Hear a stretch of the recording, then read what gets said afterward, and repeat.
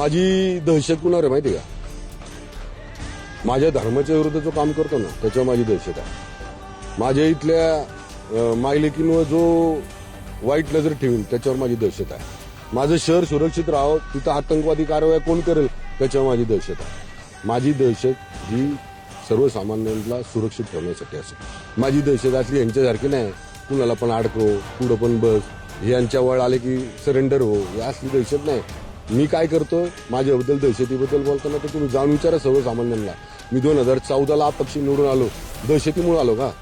2014ला मी 16,000 मतांनी जास्त निवडून आलो. माझ्या विरुद्ध एक महेश किसन लांडगे, जसं मी माझं नाव आहे तसं महेश जगन्नाथ लांडगे उभा केलता मी माझ्या विरोधात अपक्ष असताना सुद्धा. मग ती दहशत नव्हती का? अरे माझ्याबद्दल तुम्ही ना जेवढं वाईट बोलताय तेवढं लोकांबद्दल घ्या. मी आज ज्या विचारधारेत काम करतो ना त्या विचारधारेमध्ये दहशत या शब्दाला किंमतच नाही. दहशत करणारा माणूस लोक स्वीकारणारच नाही, गुंडगिरी करणारा माणूस स्वीकारणारच नाही.